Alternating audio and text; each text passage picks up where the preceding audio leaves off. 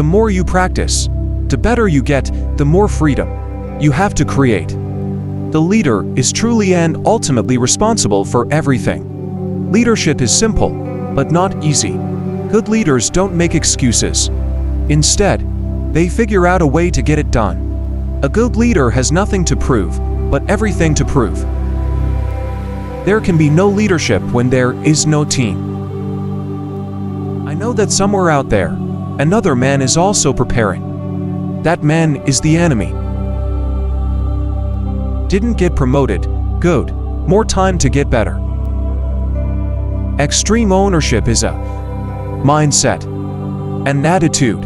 It's not what you preach, it's what you tolerate. When setting expectations, no matter what has been said or written, if substandard performance is accepted, and no one is held accountable, if there are no consequences, that poor performance becomes the new standard. Therefore, leaders must enforce standards.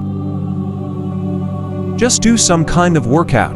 Doesn't matter if it's going for a walk around the block, going for a jog, doing some calisthenics, lifting weights, go into a pool and swimming, you name it, but do something that gets your blood flowing and gets your mind in the game. Jiu-jitsu is probably the one activity that I could recommend to someone to improve their lives overall. T is essential to develop a standardized planning process. Leading people is the most challenging and, therefore, the most gratifying undertaking of all human endeavors.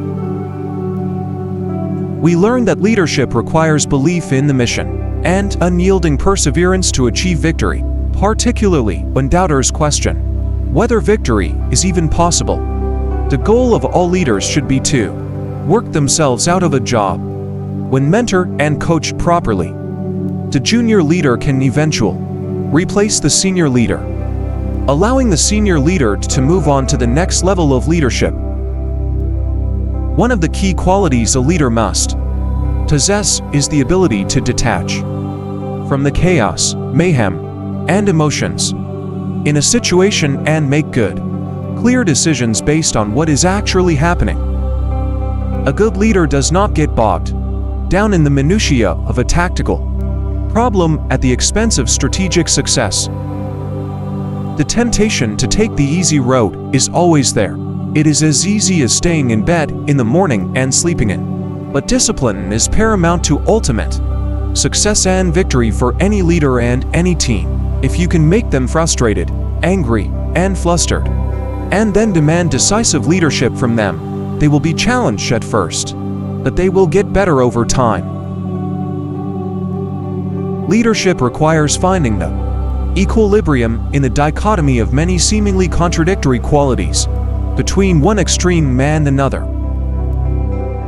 If I went back to my 20-year-old self, what I would tell my 20-year-old self is, you don't know anything.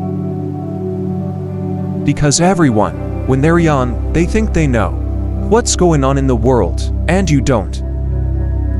Overconfidence was risky in such a hostile environment, a mistake most often made by warriors who had never truly been tested. Staying ahead of the curve prevents a leader from being overwhelmed when pressure is applied and enables greater decisiveness. While discipline and freedom seem like they sit on opposite sides of the spectrum, they are actually very connected. I'm always reading the next book, taking notes, highlighting, researching, studying. It doesn't stop.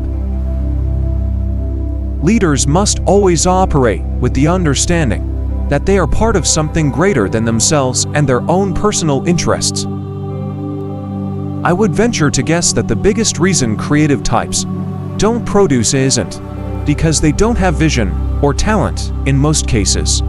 It's a lack of discipline. Who continue to keep low performers on your team that are actually dragging the team down. You're failing the whole team, and eventually, the whole team is going to fail. We all have a tendency to avoid our weaknesses. When we do that, we never progress or get any better. Don't expect to be motivated every day to get out there and make things happen. You won't be. Don't count on motivation, count on discipline. People do not follow robots. Getting out of bed is like the foundation of the discipline, and I think it carries over into everything else. Stop researching every aspect of it and reading all about it, and debating the pros and cons of it. Start doing it. Ego clouds and disrupts everything.